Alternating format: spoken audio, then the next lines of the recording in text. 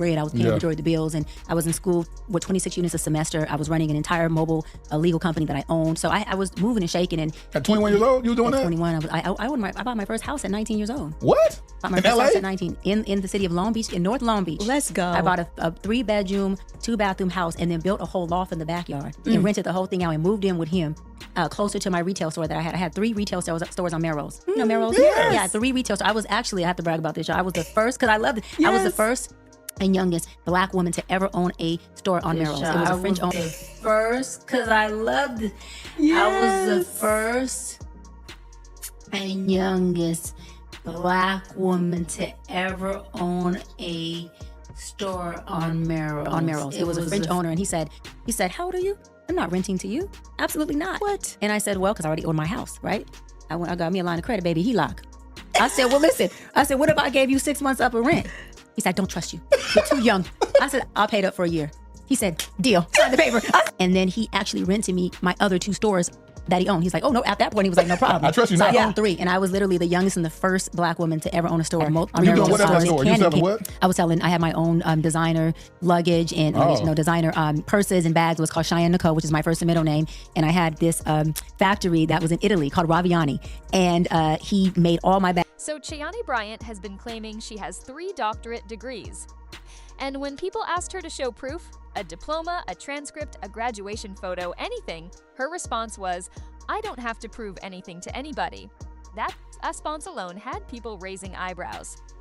But now a podcast interview has surfaced where she started listing everything else she supposedly accomplished before the age of 21, and the internet is not letting up.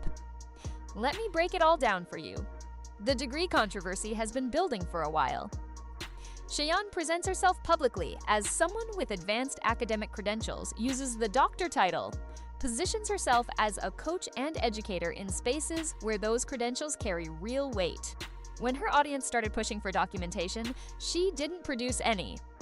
No diploma on the wall, no transcript scan, no photo from graduation day.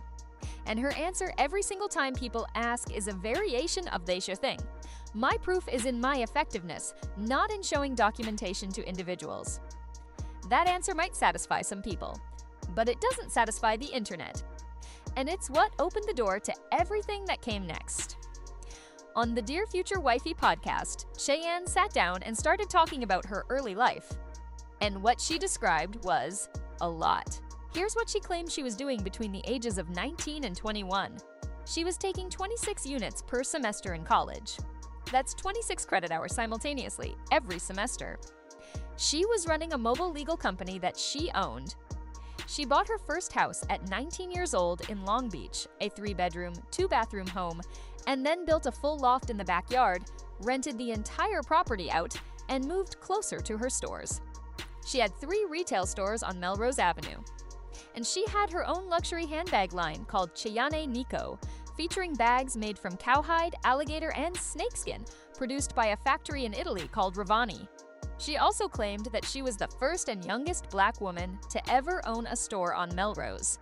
Now, let me be fair here, because that's important.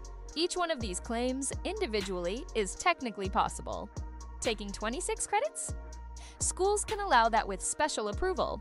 You'd need sign-off from the dean, your academic advisor, financial aid, but it's not impossible. It's rare and demanding, but it can happen. Buying a house at 19? Absolutely possible with the right financial situation. Running a business while in school? People do it every day. None of these things on their own cross into impossible territory. But here's the thing, it's not one of these claims.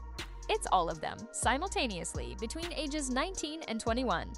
She was allegedly managing 26 credit hours every semester, running a legal company, acting as a landlord, operating 3 Melrose storefronts, and overseeing the production of designer leather goods from an Italian factory, all at the same time.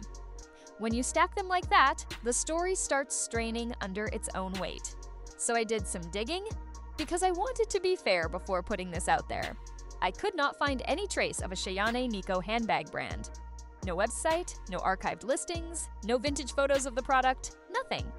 Melrose Avenue in the early 2000s was a major scene. Celebrities were there constantly. Everything was being photographed and documented.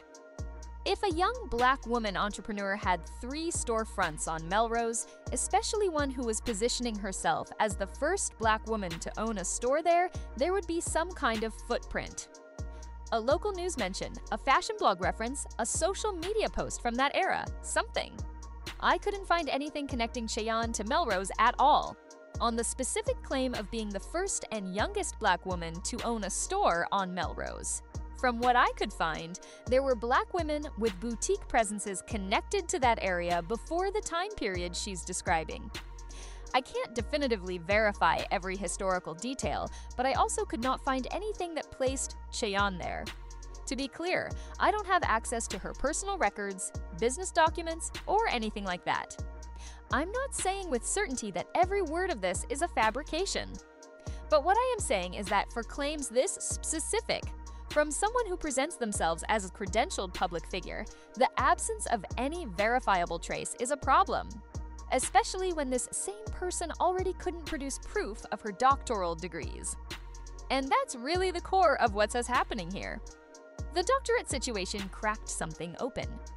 Once people decided they didn't trust her on that, they started looking at everything else she'd ever said. That's how credibility works, or more accurately, that's how it collapses. One unverifiable claim doesn't just damage itself, it casts doubt backwards across everything that came before it. What's making this worse is how she's responding publicly to the scrutiny. Around the same time, people are heavily questioning her credentials and professional ethics. Her social media energy completely shifted toward her appearance. Bikini photos, captions about how she's gorgeous and how everyone wants her, deflecting interview questions to talk about how attractive she is and how men and women are drawn to her. The timing is hard to ignore. Instead of rebuilding trust through evidence, transparency, or even a calm explanation, the response has been to redirect attention to her image. There's also a behavioral pattern that several people watching her interviews have pointed out. She cuts people off constantly. She talks over guests and hosts. She becomes visibly agitated when challenged, not in the sense of being silenced or disrespected, but just when someone raises a question or pushes back on something she's said. For someone who presents herself as a psychological professional with advanced training in emotional regulation, the behavior in these public settings is raising its own questions. You would expect someone with the clinical background she claims to have to model the kind of communication skills she's supposedly teaching other people. When you put all of these pieces together, the degrees that still can't be independently verified, the business history that seems to leave little or no public footprint, the questions surrounding the Melrose store claims, the repeated deflection toward appearance whenever accountability is requested, and the way she has handled interviews and criticism, the conversation becomes much bigger than a single diploma. At this point, many critics aren't simply asking whether Cheyanne Bryant has a doctorate. They're questioning the entire foundation of the personal brand she has built. Is she who she presents herself to be? Does she possess the qualifications she regularly references? Does she have the professional background that audiences are led to believe she has? And perhaps most importantly, are the people paying for coaching, consulting, speaking engagements, or professional guidance receiving exactly what they think they're paying for? Those are not unreasonable questions. In fact, they're the kinds of questions that naturally arise whenever someone builds a business around expertise, credentials, and authority. Public trust is a currency, and when a public figure asks people to trust their advice, that trust becomes part of the product. The problem is that the answer Cheyanne continues to give, essentially, I don't have to prove anything to anyone, only works under one condition: complete trust. If your audience already believes you without hesitation, then refusing to engage with criticism can appear confident. But once doubts begin to emerge, that same response can have the opposite effect. Instead of ending the conversation, it often fuels it. People start asking a simple question: if the evidence exists, why not provide it? The reality is that the fix appears surprisingly straightforward, even if carrying it out requires humility and vulnerability. If the degrees are legitimate, show them. If the Melrose businesses existed as described, provide documentation, photographs, business registrations, tax records, receipts, marketing materials, or even testimonials from former employees or customers. If the handbag line was real, there should be manufacturing records, product samples, supplier information, marketing campaigns, or some kind of verifiable trail. No one is asking for impossible proof. They're asking for the kind of evidence that most successful businesses and professionals accumulate naturally over time. And that's what makes the situation so fascinating. The longer the questions remain unanswered, the larger the story becomes. What may have started as curiosity has now evolved into skepticism, and skepticism can quickly turn into distrust when transparency is absent. Meanwhile, the strategy of redirecting attention toward appearance, attractiveness, confidence, or personal attacks against critics isn't resolving the issue. It may temporarily shift the conversation, but it doesn't answer the underlying questions. In fact, for many observers, it has had the opposite effect.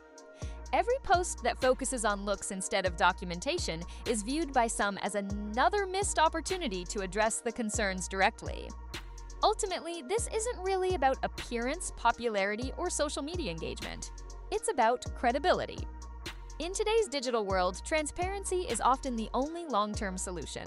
Until clear evidence is provided, the questions will likely continue.